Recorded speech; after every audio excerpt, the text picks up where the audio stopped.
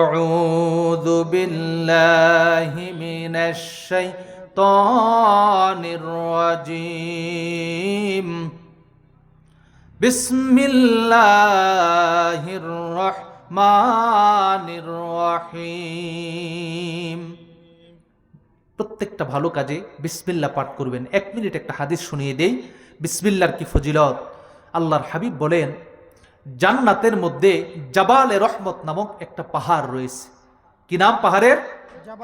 জাবালে রহমত নামক একটা পাহাড় রয়েছে।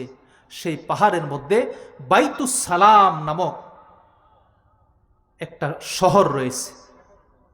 বাইতুস সালাম যে শহরটা রয়েছে, যেই শহর, সেই শহরের মধ্যে সুখ ছাড়া, শান্তি ছাড়া কোনো দুঃখ নাই। সুবহানাল্লাহ বলেন।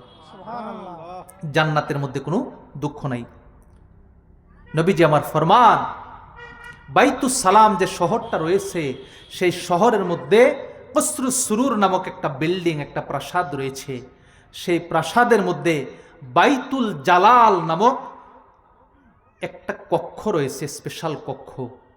যেই কক্ষটার 4000-এর অধিক দরজা রয়েছে। বলেন সুবহানাল্লাহ। নবীজি আমার ফরমান, আমার উম্মতদের মধ্যে যারা প্রত্যেকটা ভালো কাজে বিসমিল্লাহির রহমানির রহিম এটা পাঠ করবে,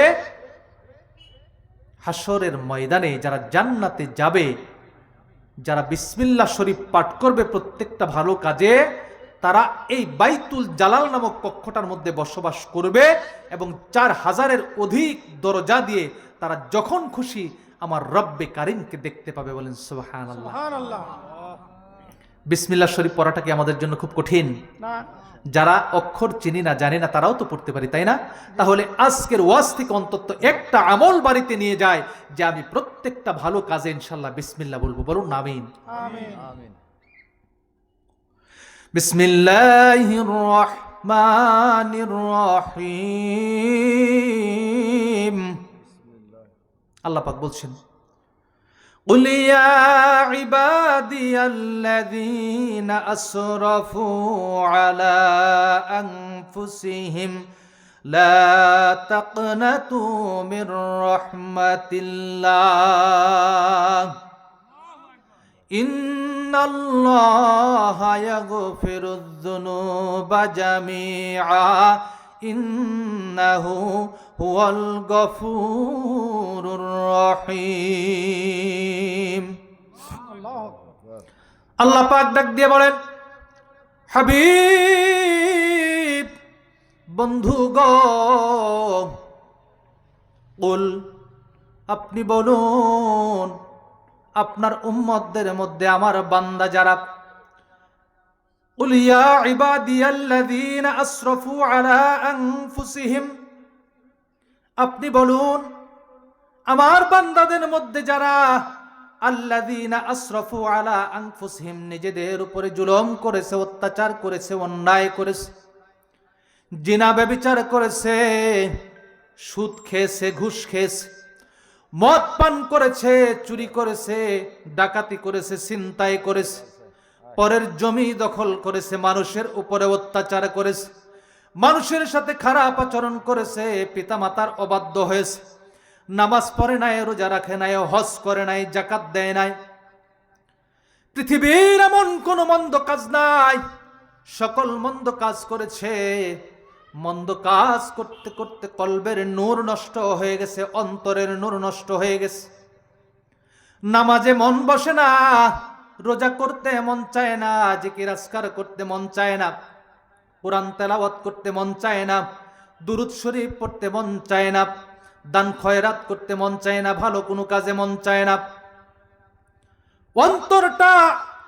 অন্তরের নূরটা নষ্ট হয়ে গেছে, অন্তরটা কালো হয়ে গেছে, ভালো কোনো কাজের মধ্যে উৎসাহ পায় না, উদ্দীপনা পায় না, হতাশ হয়ে গেছে যে আমি তো জীবন ভর শুধু অন্যায় করলাম, পাপ কাজ করলাম, গুনাহের কাজ করলাম, আমার রব মনে হয় আমার অন্যায় কাজের কারণে অসন্তুষ্ট হয়ে গেছে, আমাকে মনে হয় কোনোদিন আর মাফ করা হবে না।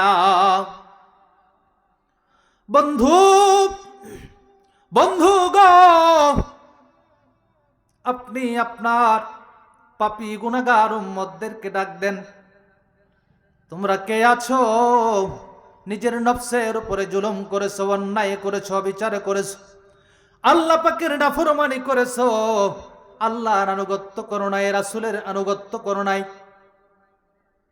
ও আল্লাহর বান্দা, লা তাকনাতু মির রাহমাতিল্লাহ। আল্লাহ পাক বলছেন, বন্ধুগণ, আপনার গুনাহগার উম্মতদেরকে জানিয়ে দিন, লা তাকনাতু মির রাহমাতিল্লাহ, তোমরা আল্লাহর রহমত থেকে নিরাশ হয়ে যাও না। সুবহানাল্লাহ বলেন। কত গুনাহ করেছো রে বান্দা, না না না, হতাশ হয়ে যেও না, নিরাশ হয়ে যেও না। ইন্নাল্লাহা ইয়াগফিরুয যুনুবা জামিআ। বন্ধুগণ, আপনি আমার বান্দাদেরকে, আপনার উম্মতদেরকে জানিয়ে দিন, ইন্নাল্লাহা ইয়াগফিরুয যুনুবা জামিআ। গুনাহ করতে করতে করতে করতে আসমান জমিন পরিপূর্ণ করেছে, মনের মধ্যে সামান্যতম আশা নাই। আল্লাহ পাক রব্বুল আলামিন তার আসমান জমিন যেই গুনাহের দ্বারা পূর্ণ করেছে, আমি আল্লাহ রব্বুল আলামিন নিশ্চয় নিশ্চয় আমি আল্লাহ রব্বুল আলামিন তার জীবনের সমস্ত পাপ রাশিগুলো ক্ষমা করে দেব। বলেন সুবহানাল্লাহ। ইন্নাল্লাহা ইয়াগফিরুয যুনুবা জামিআ। সুবহানাল্লাহ বলেন। আল্লাহর রাসূলের দরবারে ৮০ বছর বয়সের উপরে একজন বৃদ্ধ হবে, ৮০ বছর তারও বেশি হবে, বৃদ্ধ লাঠি ভর করে নবীজির দরবারে আসলেন। রাসূলুল্লাহর দরবারে মানুষ আসতেন তো, আমরা তো এখন আসলে ইমানের দিক থেকে অনেক দুর্বল হয়ে পড়েছি, ভালো কাজে আমাদের উৎসাহ নাই, কোরআনের মাহফিল হলে আমরা যাই না, অথচ দেখে আসেন দোকানপাটে কত মানুষ। আফসোস, এই পৃথিবীতে আমরা কয়দিন থাকবো রে বাবা? ১০০ বছর ২০০ বছর, তারপরে তো কবরে চলে যাব। ১০০ বছর ২০০ বছরের জন্য কত পরিশ্রম করি, কত কষ্ট করি, অথচ যেই দেশে যাব অনন্তকাল ধরে চলতে থাকবে, সেই জিন্দেগির জন্য, সেই জীবনের জন্য আমাদের চিন্তা নাই। যাই হোক বন্ধুরা রে আমার, যেই কথা বলতেছিলাম, ৮০ বছরের ঊর্ধ্বে একজন বৃদ্ধ লাঠিতে ভর করে আল্লাহর রাসূলের দরবারে আসলেন। নবীজির দরবারে এসে ডাক দিলেন, ইয়া রাসূলুল্লাহ, ইয়া হাবিবাল্লাহ, ওগো নবী, আমার ৮০ বছর বয়স হয়ে গেছে, বয়সের ভারে নুয়ে পড়েছি, স্বাভাবিকভাবে হাঁটা চলা করতে পারি না। নবী গো, আমি লাঠিতে ভর দিয়ে চলাচল করি, জীবন ভর যত গুনাহ করেছি, যত অন্যায় করেছি, যত খারাপ কাজ করেছি, ছোট বড় অনেক অনেক গুনাহের কাজ করেছি। ইয়া রাসূলুল্লাহ, ইয়া হাবিবাল্লাহ, আমার মনের মধ্যে বড় প্রশ্ন গো নবীজি, আমি জানতে চাই আমার জীবনের যত গুনাহ হয়েছে, ৮০ বছর বয়সে যত গুনাহ করেছি, আমার আল্লাহ রাব্বুল আলামিন আমাকে ক্ষমা করবেন কিনা? রাসূল আমার ডাক দিলেন, রে বৃদ্ধ, ৮০ বছর বয়স হয়ে গেছে রে বৃদ্ধ, মরণের কথা বুঝি মনে পড়েছে, চুল দাড়ি পেকে গেছে রে বৃদ্ধ, শরীরটা বড় দুর্বল হয়ে গেছে, শরীরে আর আগের মতো শক্তি নাই। বৃদ্ধ রে, তোমার প্রশ্ন, তুমি জানতে চাও তোমার জীবনভর তুমি যে গুনাহের কাজ করেছো, আল্লাহ তোমাকে ক্ষমা করবেন কিনা? ও বৃদ্ধ, আমি জানতে চাই, আল্লাহ এক, তার কোনো শরীক নাই, আল্লাহ ছাড়া কোনো মাবুদ নাই, তুমি এই কথাটা বিশ্বাস করো কিনা? বৃদ্ধ এবার ডাক দিল, ইয়া রাসূলুল্লাহ, ইয়া হাবিবাল্লাহ, আমি স্বীকার করি আল্লাহ ছাড়া কোনো মাবুদ নাই, এক আল্লাহ, তার কোনো শরীক নাই। শুধু আমি এতটুকু স্বীকার করি না গো নবী, আমি এটাও স্বীকার করি আপনি মুহাম্মদ সুনিশ্চিতভাবে আল্লাহ পাকের পক্ষ থেকে প্রেরিত রাসূল। বলেন সুবহানাল্লাহ। নবী হে, আমি শুধু এটা বিশ্বাস করি না যে আল্লাহ এক, বরং এটাও বিশ্বাস করি তার সাথে কোনো শরীক নাই এবং আপনি মুহাম্মদ তার পক্ষ থেকে প্রেরিত রাসূল। বলুন সুবহানাল্লাহ। আল্লাহর রাসূল ডাক দিয়ে বললেন, ও বৃদ্ধ, শোনো শোনো, তুমি যখন এই জিনিসটা স্বীকার করলে, তোমার 80 বছরের জীবনের সমস্ত গুনাহ ক্ষমা করে দেওয়া হয়েছে। সুবহানাল্লাহ বলেন। ক্ষমা করে দেওয়া হবে, আমার রাসূল এটা বলেন নাই। আমার রাসূল বললেন, তুমি যেহেতু আল্লাহ এক এটা স্বীকার করেছো এবং আমি রাসূলকেও স্বীকার করেছো, এটা স্বীকার করার কারণে তোমাকে ক্ষমা করে দেওয়া হয়েছে। বলুন সুবহানাল্লাহ।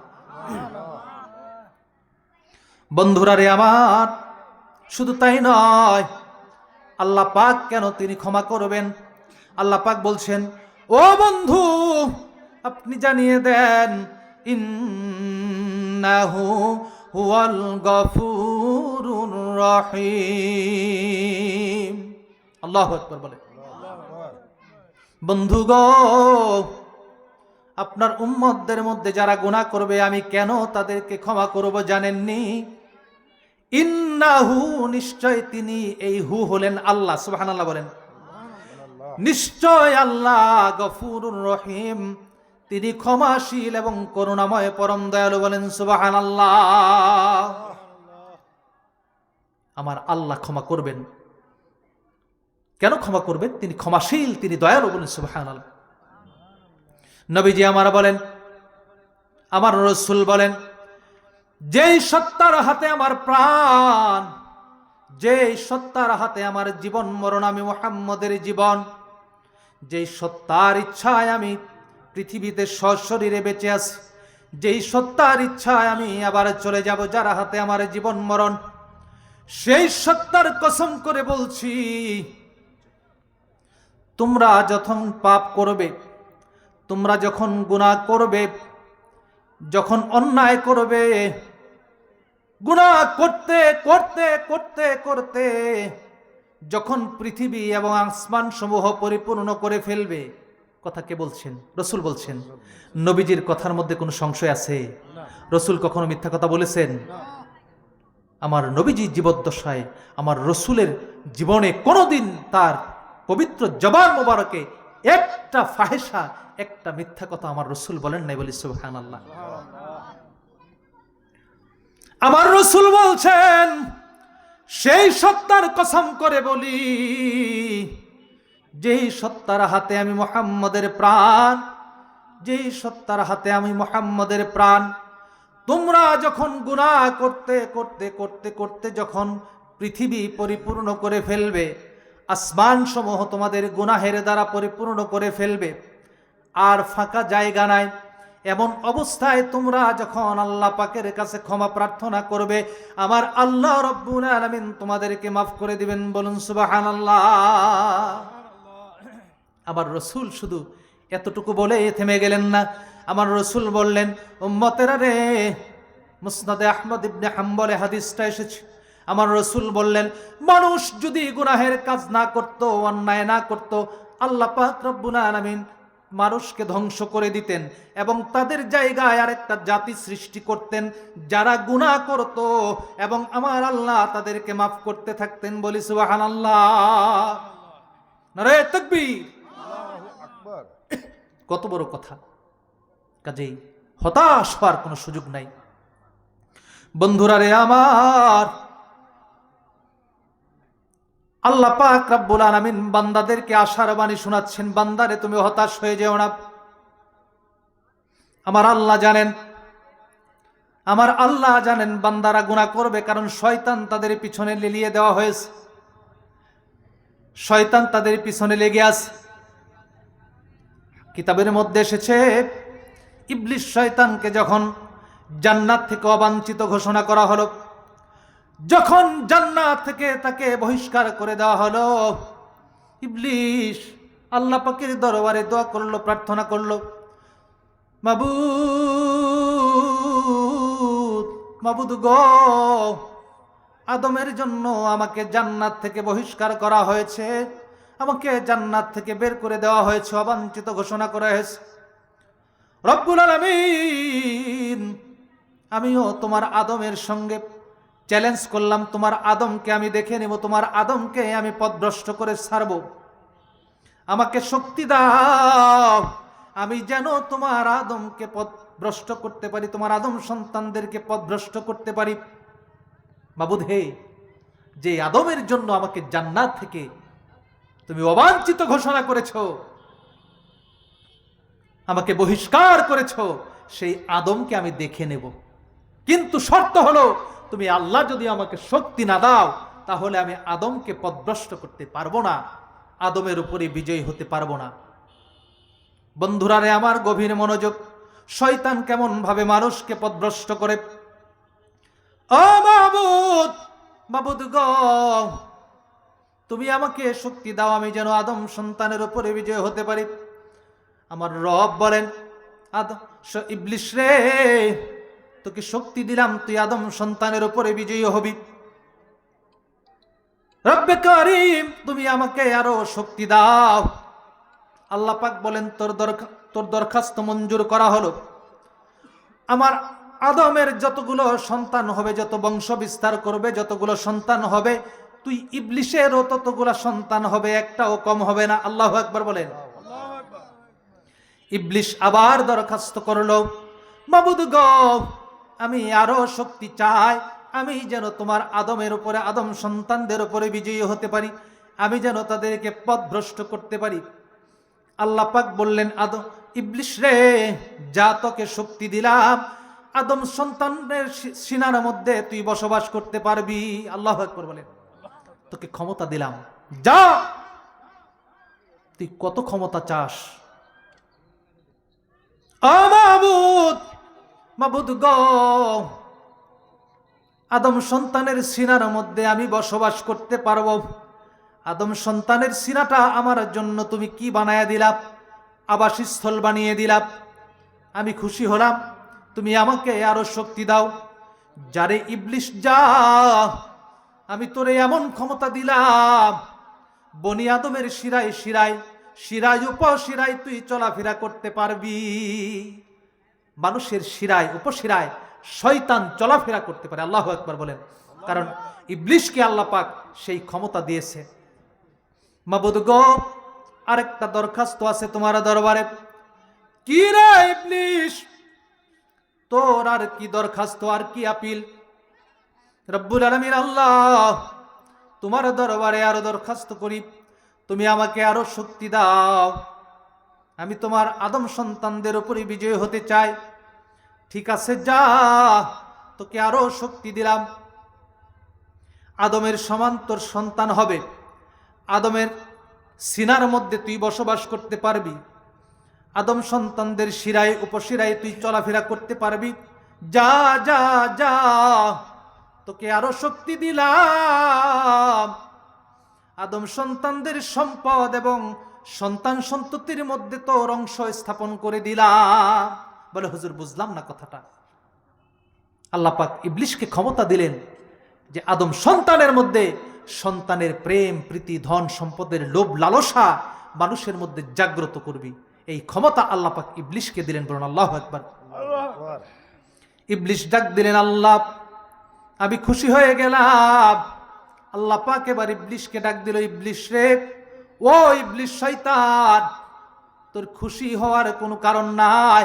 আমার যারা বান্দা হবে, তুই যাদেরকে প্রতারণার জালে ফেলবি, প্রতারণার ফাঁদে ফেলবি, আমার যারা বান্দা হবে, আমার বান্দা বান্দিরা বুঝবে তুই ইবলিসের প্রতারণার জাল, ধোঁকা ছাড়া আর কিছুই নয়। গেল ইবলিসের দরখাস্তের পালা। এইবার আদম আল্লাহ পাকের দরবারে তার সন্তানদেরকে বাঁচানোর জন্য প্রার্থনা করল। মাবুদ, মাবুদ গো, ইবলিসকে তো তুমি ক্ষমতা দিলা আমার উপরে বিজয়ী হওয়ার জন্য, আমি তোমার সাহায্য চাই। আমি আমার সন্তানদেরকে শয়তানের প্রতারণা থেকে বাঁচিয়ে রাখতে চাই, শয়তানের কুমন্ত্রণা থেকে বাঁচিয়ে রাখতে চাই। তুমি আমাকে শক্তি দাও, সাহায্য করো। আদম রে, আল্লাহ পাক ডাক দিয়ে বললেন, ও আদম, তুমি শোনো, তোমার প্রত্যেকটা আদম সন্তান যেন শয়তানের কুমন্ত্রণা থেকে বেঁচে থাকতে পারে, আমি আল্লাহ রাব্বুল আলামিন প্রত্যেকটা আদম সন্তানের জন্য একজন করে পাহারাদার নিযুক্ত করে দেব। বলুন সুবহানাল্লাহ। শুধু তাই নয়, আমার আদম সন্তানরা, তোমার সন্তানেরা যদি একটা নেকের কাজ করে, আমি শয়তানের কুমন্ত্রণা থেকে কেমন করে তোমার সন্তানদেরকে বাঁচাবো তুমি শোনো। তোমার সন্তানরা যদি একটা নেকের কাজ করে, আমি আল্লাহ রাব্বুল আলামিন একটা নেকের কাজের পরিবর্তে তার আমলনামায় 10টা নেকি দিব। শুধু তাই নয়, শুধু 10টা নেকি নয়, একটা নেকের কাজ করার কারণে 10টা নেকি শুধু নয়, আমি আল্লাহ সেই একটা ভালো কাজের কল্যাণে আরো অনেক অনেক অনেক অনেক নেকি তাকে দান করব। বলুন সুবহানাল্লাহ। মাবুদ, মাবুদ গো, শয়তানকে তো তুমি আমার উপরে বিজয়ী করেছ, আমি আমার সন্তানদেরকে বাঁচানোর জন্য আমি তোমার আরো সাহায্য চাই,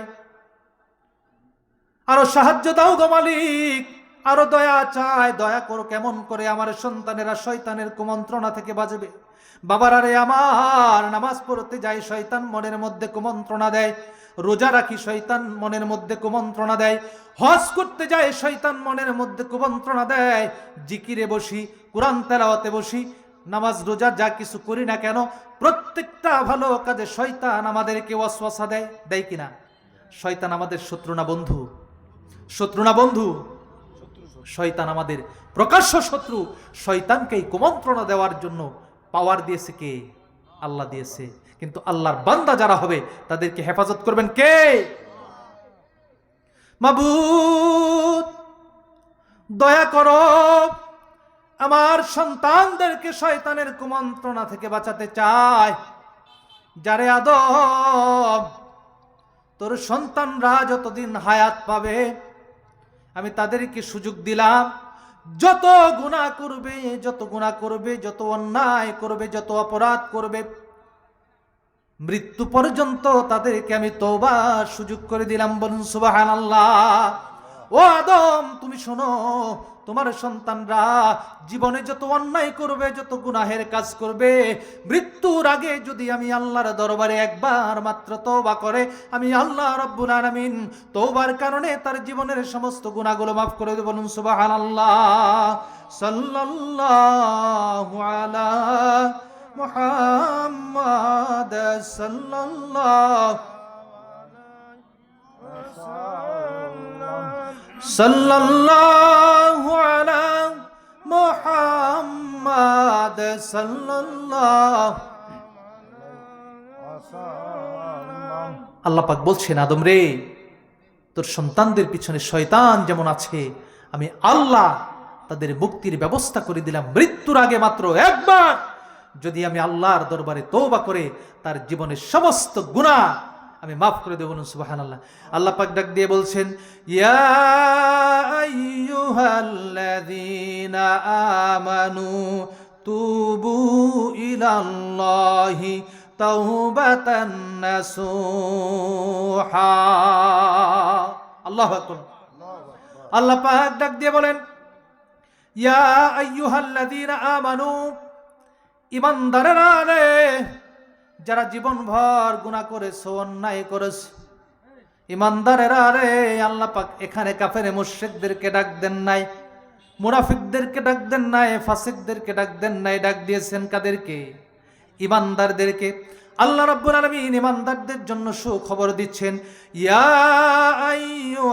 আইয়ুহাল্লাযীনা আমানু তুবু ইলাল্লাহি তাওবাতান নাসুহা। আল্লাহু আকবার বলেন। ও ঈমানদাররা শোনো, জিনা ব্যভিচার করেছো, সুদ ঘুষ খেয়েছো, মদ পান করেছো, চুরি ডাকাতি করেছো, ছিনতাই রাহাজানি করেছো রে বান্দা, যদি আমি আল্লাহর প্রতি ঈমান এনে থাকো, আমার রাসূলের প্রতি ঈমান এনে থাকো, তুবু ইলাল্লাহ, সমস্ত অন্যায়ের জন্য, অপরাধের জন্য আমি আল্লাহর দরবারে তওবা করো। তওবা করার প্রয়োজন আছে না নাই? আমাদের জীবনে গুনাহ আছে না নাই? আল্লাহ তাআলা লক্ষ্মীপুরের মানুষগুলোকে, তামাম পৃথিবীর সমস্ত মুসলমানদেরকে, ইমানদারদেরকে তোমার দরবারে তওবা না করায় তুমি মৃত্যু দিও না। জোরে বলুন আমিন। আল্লাহ পাক ডাক দিচ্ছেন, ইমানদারেরা রে, কত অন্যায় করেছো, জীবন ভর আমি আল্লাহর নাফরমানি করেছো, আল্লাহকে মানো নাই, আমার রসুলকে মানো নাই, নামাজ রোজা পালন করো নাই, হজ জাকাত করো নাই, হজ জাকাত দাও নাই, হজ করো নাই, জাকাত দাও নাই। ও ইমানদারেরা, তুবু ইলাল্লাহ, আমি আল্লাহর কাছে তাওবা করো, ক্ষমা চাও। কেমন তওবা করবা? তাওবাতান নাসুহা, খাঁটি তওবা, খালেস তওবা করবা। খালেস তওবা কেমন করে করবা রে বাবা? চক্ষুটা বন্ধ করে তোমার জীবনের পিছনের কথা তুমি স্মরণ করো। তোমার চোখের সামনে দেখবা জীবনের অন্যায় অপরাধগুলো সব পরিষ্কারভাবে ভেসে উঠেছে। আমার বাবারা রে, ও আমার আম্মা জানেরা, জীবনের গুনাহের কথা স্মরণ করে আল্লাহর দরবারে ক্ষমা চাও। মাবুদ,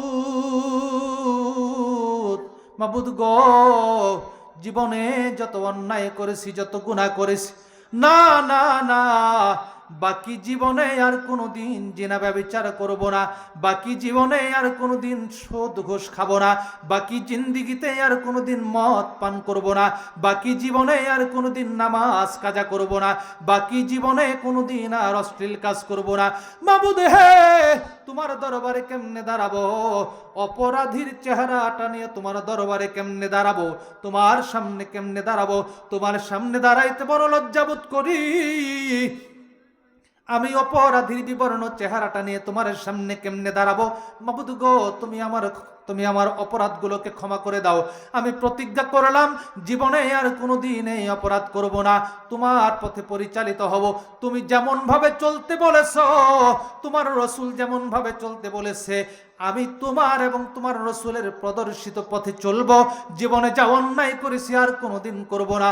মাবুদ গো, আমার জীবনের গুনাহগুলো তুমি মাফ করে দাও। আমি দৃঢ় সংকল্প করলাম, দৃঢ় নিয়ত করলাম, জীবনে আর কোনোদিন অন্যায় কাজ করব না।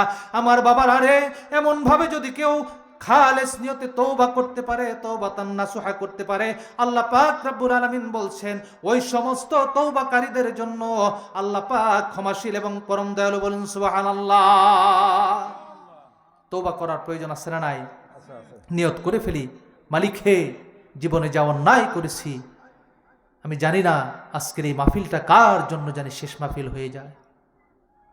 বাবারা রে আমার, আজকের এই মাহফিলটা কার জীবনের জন্য জানি শেষ মাহফিল হয়ে যায় রে বাজান। ও আম্মা জানেরা, বোনেরা গো আমার, আমি জানি না কার জন্য জানি আজকের রজনীটা শেষ হয়ে যায়। আগামীকাল জানি কার জন্য মৃত্যুর ঘন্টা বেজে যায়। আগামীকালের দিনটা কার জন্য জানি মৃত্যুর দিন অবধারিত হয়ে যায়। কার জন্য জানি আজকের রজনীটা শেষ হয়ে যায়। এই জন্য এইখান থেকে নিয়ত করি, আমি খালেস দিলে তওবা করলাম, জীবনে আর কোনোদিন অন্যায় অপরাধ করব না, জীবনে আর কোনোদিন নামাজ কাজা করব না, জীবনে আর কোনোদিন জিনা ব্যভিচার করব না, জীবনে আর কোনোদিন মদ পান করব না। আল্লাহ তাআলা মনে মনে যারা আমার সঙ্গে নিয়ত করলো, তুমি প্রত্যেকের মনের নেক বাসনা পূর্ণ করে দাও, প্রত্যেকের মনের খালেস তওবাকে তুমি কবুল করে নাও। সবাই বলুন আমিন। তওবা করতে হবে, তওবাতান নাসুহা। আল্লাহ পাক ডাক দিয়ে বলছেন, যারা তওবাতান নাসুহা, খালেস দিলে তওবা করবে, খাঁটি তওবা করবে, আমার বান্দাদের মধ্যে ইমানদার যারা তওবা করবে, আসা রাব্বুকুম আইয়ুকাফিরা আনকুম সাইয়্যাতিকুম ওয়া ইউদখিলাকুম জান্নাতিন তাজরি মিন তাহতিহাল আনহার। আল্লাহু আকবার বলেন। খারাপ লাগতেছে আপনাদের? এই বিষয়গুলো আমাদের জানার দরকার আছে না নাই?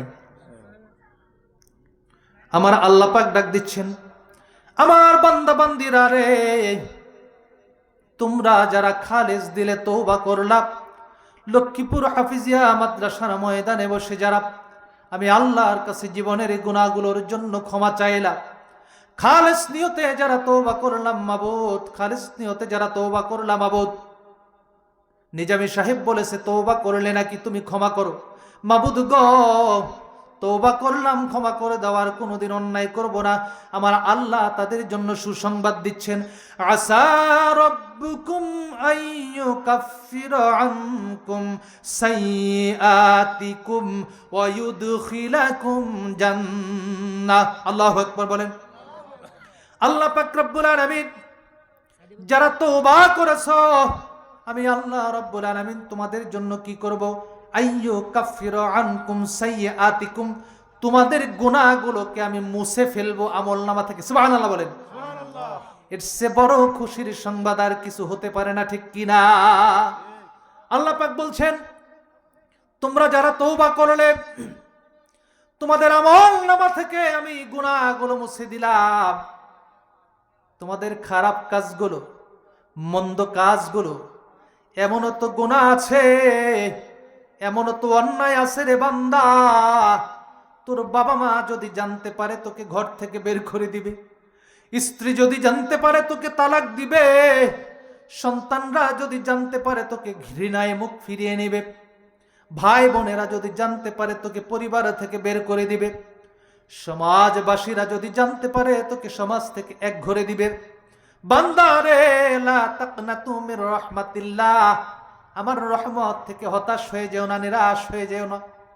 তুমি যখন তওবা করলা রে বান্দা, যেই গুনাহগুলো তুমি আর আমি ছাড়া কেউ জানে না, পৃথিবীর কোনো মানুষ জানে না, এবার মানুষ যেগুলো জানে সেইগুলো আমি তোমাকে ক্ষমা করলাম। প্রকাশ্য অপ্রকাশ্য গোপন যা কিছু আছে, প্রকাশ্য যা কিছু আছে, গোপন যা কিছু আছে, আমি আল্লাহ তোমার জীবনে সমস্ত গুনাহগুলো তোমার আমলনামা থেকে মুছে দিলাম। বলুন সুবহানাল্লাহ। আমার বান্দারা রে, শুধু তাই নয়, ইউদখিলাকুম জান্নাহ। আল্লাহু আকবার বলেন। শুধু তাই নয়, আমি আল্লাহ লক্ষ্মীপুর হাফিজিয়া মাদ্রাসার ময়দানে বসে তওবা করার কারণে, আমি আল্লাহর কাছে ক্ষমা চাওয়ার কারণে তোমার উপরে এত বেশি খুশি হয়েছি, এত বেশি রাজি হয়েছি, এত বেশি বেশি সন্তুষ্ট হয়ে গেছি রে বান্দা। শুধু তোমার আমলনামা থেকে আমি গুনাহ মুছে দিয়ে শেষ করি নাই, আমি আল্লাহ রাব্বুল আলামিন তোমাদেরকে কি করাবো? অয়ুদখিলাকুম জান্নাতিন তাজরি মিন তাহতিহাল আনহার। আল্লাহু আকবার বলেন। তোমাদের উপরে খুশি হওয়ার কারণে তোমাদেরকে আমি আল্লাহ রাব্বুল আলামিন জান্নাতের মধ্যে দাখিল করাবো, তোমাদের জন্য আমি জান্নাত দিয়ে দেব। বলুন সুবহানাল্লাহ। এমন জান্নাত দিব রে বান্দা, যেই জান্নাতের নিচ দিয়ে নদী সমূহ, নহর সমূহ প্রবাহিত রয়েছে। বলেন সুবহানাল্লাহ। আমরা জান্নাতে যেতে চাই কিনা? কারা কারা রাজি আছেন হাত তুলেন। নারায়ে তাকবীর। আয় রব্বুল আলামিন আল্লাহ, যারা হাত তুলেছে জান্নাতে যেতে চাই রে মাবুদ, মেহেরবানি করে হাতগুলারে তুমি কবুল করে নাও। বলুন আমিন। এই মানুষগুলার জন্য তুমি জান্নাতুল ফিরদাউস কবুল করে নাও। বলুন আমিন। হাত নামান। বন্ধুরা রে আমার, আমার আল্লাহ পাক ডাক দিয়ে বলছেন, শুধু তাই নয়, হাফিজিয়া মাদ্রাসায় বসে আমি আল্লাহর কাছে তওবা করলি রে বান্দা, আমি আল্লাহর কাছে ক্ষমা প্রার্থনা করলি, আমি আল্লাহ এত বেশি খুশি হয়ে গেলাম, আমলনামা থেকে গুনাহ মুছে দিলাম, জান্নাতে প্রবেশ করাইলাম। শুধু তাই নয়, ইয়াউমা লা ইউখজিল্লাহুন নাবিয়্যা ওয়াল্লাযীনা আমানু মাআহু। আল্লাহু আকবার। শুধু তাই নয়, আমি তোমার উপরে এত বেশি সন্তুষ্ট হলাম, এত বেশি খুশি হয়ে গেলাম তোমার উপরে বান্দারে। ইয়াউমা লা ইউখজিল্লাহুন নাবিয়্যা, ইয়াউমান ওই দিন, লা ইউখজিল্লাহ, আল্লাহ পাক রব্বুল আলামিন অপমানিত করবেন না, লাঞ্ছিত করবেন না, অসম্মানিত করবেন না। ইউখজিল্লাহুন নাবিয়্যা, তার নবীকে। সুবহানাল্লাহ বলেন। আমার রসুলের এত মর্যাদা, এত বেশি মর্যাদা, এত বেশি মর্যাদা আমার আল্লাহ পাকের দরবারে গগনচুম্বী মর্যাদা আমার রসুলের, আল্লাহ পাক রব্বুল আলামিন তার রসুলকে হাসরের ময়দানে লাঞ্ছিত করবে না। সেই রসুলকেও দুনিয়াতে কাফের মুশরিকরা বেঈমানেরা শান্তি দেয় নাই, ঠিক কিনা? আমার রসুল জীবনে কোনোদিন মানুষের প্রতি অন্যায় করে নাই, অবিচার করে নাই, কোনো মানুষকে কটু কথা বলে নাই, কোনো মানুষের কষ্ট দেয় নাই। সেই রসুলকেও দুনিয়া থেকে বিদায় করার জন্য চেষ্টা করা হয়েছে কিনা? কুখ্যাত দারুন নাদুয়ার বৈঠক, মক্কার কাফের মুশরিকরা চিন্তা করল আব্দুল্লাহর পুত্র মুহাম্মদ নতুন ধর্মের আমদানি করেছে, বাপদাদার মুখে চুনকালি দিয়েছে, সমাজের শান্তি বিনষ্ট করে দিয়েছে, ঐক্য বিনষ্ট করে দিয়েছে। সুতরাং কি করতে হবে? মুহাম্মদকে কতল করে দিতে হবে। আল্লাহু আকবার বলেন। দিন প্রচার করলে শত্রু তৈরি হয় কিনা? আমি আমার ব্যক্তিগত জীবনে উপলব্ধি করি, আমি যখন ওয়াজ নসিহত করতাম না, এরকম ছিলাম না, আমার কোনো শত্রু ছিল না। কিন্তু কোরআনের ময়দানে যেদিন থেকে আমি নেমেছি, কোরআনের কথা যেদিন থেকে প্রচার করতে শুরু করেছি, এখন দেখি অনেকেই শত্রুতা করে। আলহামদুলিল্লাহ বলেন না? কোরআনের কথা বলার কারণে যদি কেউ আমার শত্রু হয়, সারা পৃথিবীও যদি আমার শত্রু হয়ে যায়, আমার তাতে কিছু যায় আসে না, ঠিক কিনা? যতদিন দেহে প্রাণ থাকবে কোরআনের কথা বলবো এবং আল্লাহ এবং তার রসুলের সম্মান গেয়ে যাবো ইনশাআল্লাহ। সকলে বলুন আমিন।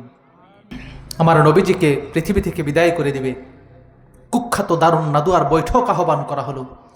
মুহাম্মদ ইবনে আব্দুল্লাহ এত কিছু করলাম, সে থামে না, তার ধর্ম সে প্রচার করে যাচ্ছে, মক্কা মদিনায় মুসলমান বেড়ে যাচ্ছে। একটা বৈঠক আহ্বান করা হলো। আবু জেহেল বৈঠকটা আহ্বান করলো, আপনার দারুন নাদুয়ার বৈঠক।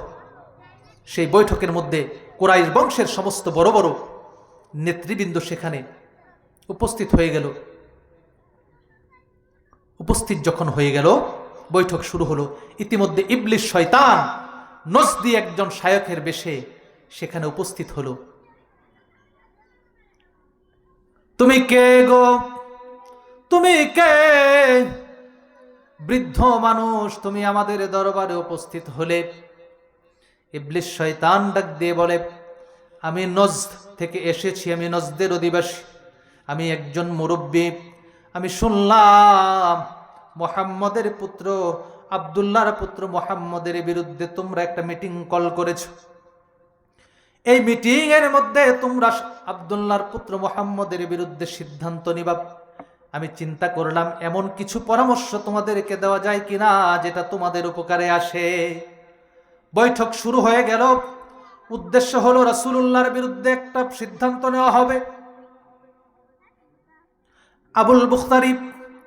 আবুল বুখতারি সর্বপ্রথম প্রস্তাব করলো মুহাম্মদকে শিকল দ্বারা হাত পা বেঁধে একটা ঘরের মধ্যে তাকে আবদ্ধ করে রাখো, আটকে রাখো। খাবার দেওয়া হবে না, পানি দেওয়া হবে না। কোন রাসূল সম্পর্কে তারা সিদ্ধান্ত নিচ্ছে? যে রাসূল সম্পর্কে আল্লাহ পাক কালামে পাকের মধ্যে ঘোষণা করেন, ওমা আরসালনাকা ইল্লা রাহমাতাল লিল আলামিন। আল্লাহু আকবার বলেন। আমি আমার বন্ধুকে পৃথিবীবাসীর জন্য, শুধু পৃথিবীবাসী নয়, আমি আল্লাহ যতগুলো আলমের জন্য রব, আমার বন্ধুকে ততগুলো জগতের জন্য রহমত করে প্রেরণ করেছি। সেই হাবিবের বিরুদ্ধে তারা বৈঠক আহ্বান করলো। আবুল বুখতারি ডাক দিয়ে বলল, মুহাম্মদকে হাত পায়ে শিকল দ্বারা বেঁধে একটা কক্ষের মধ্যে তাকে আটকে রাখো। খাবার দেওয়া হবে না, পানি দেওয়া হবে না। খাবারের অভাবে, পানির অভাবে একটা সময় মুহাম্মদ মারা যাবে। ইবলিস শয়তান চিন্তা করলো, এটা যদি করে তাহলে তো মুহাম্মদ বেঁচে যাবে। একটা চিৎকার দিয়ে বলল, না না না, এমন সিদ্ধান্ত তোমরা নিও না। এমন সিদ্ধান্ত তোমরা যদি নাও, মুহাম্মদের অনুসারীরা এক সময় জানতে পারবে। তোমরা তো জানো না, মুহাম্মদকে যারা ভালোবাসে তারা তার জন্য জীবন দিয়ে দেবে, বিন্দু মাত্র কুণ্ঠাবোধ করবে না। আমরা আমাদের নবীজিকে ভালোবাসি কিনা? জোরে বলেন ভালোবাসি কিনা? আমার রাসূল বলেছেন, লা ইউমিনু আহাদুকুম হাত্তা আকুনা আহাব্বা ইলাইহি মিন ওয়ালিদিহি ওয়া ওয়ালাদিহি ওয়ান নাসি আজমাইন। তোমাদের মধ্যে কেউ প্রকৃতপক্ষে ততক্ষণ পর্যন্ত প্রকৃত মুমিন হতে পারবে না যতক্ষণ পর্যন্ত আমি রাসূলকে তার বাবা মা সন্তান সন্ততি আত্মীয় স্বজন পৃথিবীর সমস্ত মানুষের চাইতে আমি রাসূলকে যতক্ষণ বেশি ভালো না বাসবে ততক্ষণ পর্যন্ত কেউ মুমিন হতে পারবে না। আল্লাহু আকবার বলেন। ইবলিস শয়তান নজদি শাইখের বেশে মুরব্বি হিসাবে মিটিংয়ের মধ্যে উপস্থিত, চিৎকার দিয়ে বলল, না না না না না না, এমন সিদ্ধান্ত নেওয়া যাবে না, তোমরা অন্য কোনো সিদ্ধান্ত নাও। এবার আবুল আসওয়াদ প্রস্তাব করলো, মুহাম্মদকে দেশ থেকে বের করে দেওয়া হোক, দেশান্তরিত করে দেওয়া হোক, অন্য জায়গায় গিয়ে সে যা খুশি তা করবে, আমাদের কিছু যায় আসে না। ইবলিস শয়তান আবার একটা চিৎকার দিল, না না না, এমন সিদ্ধান্ত তোমরা নিও না। মুহাম্মদ যেখানে যাবে তোমরা তো জানো না, মুহাম্মদের মুখের বাণী বড় মিষ্টি বাণী, বলেন সুবহানাল্লাহ। শয়তান, ইবলিস শয়তান, সেও স্বীকার করছে রাসূলের মুখের বাণী বড় মিষ্টি বাণী। কুরাইশ নেতারা রে, তোমরা তো জানো না নবীজির মুখের বাণী বড় মিষ্টি বাণী, মুহাম্মদের মুখের কথা বড় মিষ্টি কথা, তার কথার মধ্যে মন্ত্রমুগ্ধের নেই, জাদুর নেই, শক্তি আছে। তাকে যদি ছেড়ে দাও অন্য কোথাও গিয়ে সে তার ধর্ম প্রচার করবে, তার পক্ষে লোক জড়ো করবে, সে তোমাদের এর বিরুদ্ধে যুদ্ধ ঘোষণা করবে। না না না, তোমরা এমন সিদ্ধান্ত নিও না, বরং অন্য কোনো সিদ্ধান্ত নাও। এইবার 3 নম্বরে আবু জেহেল প্রস্তাব দিল, কুরাইশ বংশের প্রত্যেকটা গোত্র থেকে একজন করে শক্তিশালী যুবক বেছে নেওয়া হবে, প্রত্যেককে একজন করে বিশেষ ধারালো তরবারি দেওয়া হবে, প্রত্যেকেই মুহাম্মদ ইবনে আব্দুল্লাহর ঘরের পাশে তারা পাহারা দিবে, মুহাম্মদকে তারা কতল করবে। এতে করে কি হবে, 70 জন মতান্তরে 100 জন যুবক মিলে যখন মুহাম্মদকে টুকরা টুকরা করে ফেলবে, নাউজুবিল্লাহ বলেন, মুহাম্মদকে যখন টুকরা টুকরা করে ফেলবে, তার বিরুদ্ধে বনু আব্দে মানাফ গোত্র যুদ্ধ করার সাহস পাবে না। এতগুলা গোত্রের বিরুদ্ধে মুহাম্মদের পক্ষে কেউ যুদ্ধ করার সাহস পাবে না। এমনকি জরিমানা যদি দিতে হয়, আমরা সবাই মিলে জরিমানা দেব, আমাদের জরিমানা নিয়ে তারা সন্তুষ্ট থাকবে। ইবলিস শয়তান বড় খুশি হয়ে গেল, হ্যাঁ এটাই হচ্ছে উত্তম প্রস্তাব, নাউজুবিল্লাহ বলেন। নজদি শায়খের বেশে শয়তান সেখানে উপস্থিত। আবু জাহেল, তুমি যেই প্রস্তাব দিয়েছ বড় উত্তম প্রস্তাব, তোমরা এটাই করো, মুহাম্মদকে কতল করে দাও। তোমাদের 3 নাম্বার প্রস্তাবটাই হলো উত্তম প্রস্তাব। আল্লাহর রাসূলের ঘরে রাতের বেলায় 70 জন মতান্তরে 100 জন নাঙ্গা তরবারি নিয়ে দাঁড়িয়ে গেল। আল্লাহ পাক রব্বুল আলামিন তার হাবিবকে সেখান থেকে বের করে নিলেন, বলে সুবহানাল্লাহ। আমার নবীজির মর্যাদা কত! যে আয়াত বলছিলাম রে বন্ধুরা, আমার মনে আছে যে আল্লাহ তার নবীকে এবং ইমানদারদেরকে হাসরের ময়দানে লাঞ্ছিত করবে না, মনে আছে আপনাদের? ইয়াউমা লা ইউখজিল্লাহুন নাবিয়্যা ওয়াল্লাযীনা মাআহু, সুবহানাল্লাহ বলেন। ইয়াউমা লা ইউখজিল্লাহুন নাবিয়্যা ওয়াল্লাযীনা আমানু মাআহু, ওই দিন, কিয়ামতের দিন, যেদিন ভয়ঙ্কর পরিবেশ হয়ে যাবে, যারা লক্ষ্মীপুরের মাদ্রাসায় বসে তওবা করেছিল, মনে আছে আপনাদের আলোচনা, যারা লক্ষ্মীপুরের মাদ্রাসার ময়দানে যারা তওবা করেছিলেন, তাদের গুনাহ আমি আমলনামা থেকে মুছে দিব। আমলনামায় তোমরা গুনাহ পাবে না, তোমাদেরকে জান্নাতবাসী করে দেব, তোমরা জান্নাতে হবে। শুধু তাই নয়, আমার হাবিবকে, আমার নবীকে সেই দিন হাসরের ময়দানে আমি ওই দিন কি করব না, লাঞ্ছিত করব না, এবং তার সাথে ঈমানদারদেরকেও আমি আল্লাহ লাঞ্ছিত করবে না, বলেন সুবহানাল্লাহ। ঈমানদারেরা রে আমার, যারা তওবা করেছো, তওবাতান নাসুহা যারা করেছো, লা ইলাহা ইল্লাল্লাহ আপনারে দেখিতে মনে চায় গো নবীজি, আপনারে দেখিতে মনে চায়, আপনারে দেখিতে মনে চায় গো নবীজি, আপনারে দেখিতে মনে চায়। আমার নবীজিকে দেখার স্বপ্ন আছে কিনা? আমাদের নবীজিকে দেখতে চাই কিনা? আল্লাহ তাআলা স্বপ্ন যুগে দয়াল নবীজির নূরানি চেহারা মুবারক দেখায় দিও, বলেন আমিন। যেই কথা বলতেছিলাম, আল্লাহ পাক একটার পরে একটা যারা তওবা করেছেন, যারা আজকের আলোচনায় আসতে পারলো না, তারা হতভাগা মানুষ, তারা বঞ্চিত হলো। যারা আজকের ময়দানে এসেছেন, তওবা করেছেন, আল্লাহ রাব্বুল আলামিন একটার পরে একটা তাদেরকে সুসংবাদ দিয়ে যাচ্ছেন। আল্লাহ পাক ডাক দিয়ে বলেন, নূরুহুম ইয়াসআ বাইনা আইদিহিম ওয়া বিআইমানিহিম। আল্লাহু আকবার বলেন।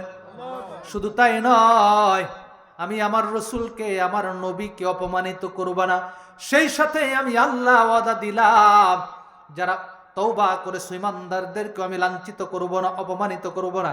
সুবহানাল্লাহ বলেন।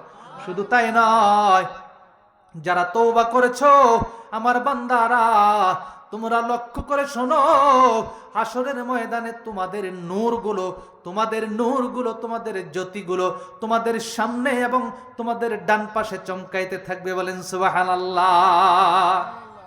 আজকে প্যান্ডেলে যে কারেন্টের লাইট আছে, আলোকিত না? হাসরের ময়দানে তো কারেন্টের লাইট থাকবে না, বাল্ব থাকবে না, সেখানে কি থাকবে? নূর থাকবে। সুবহানাল্লাহ বলেন।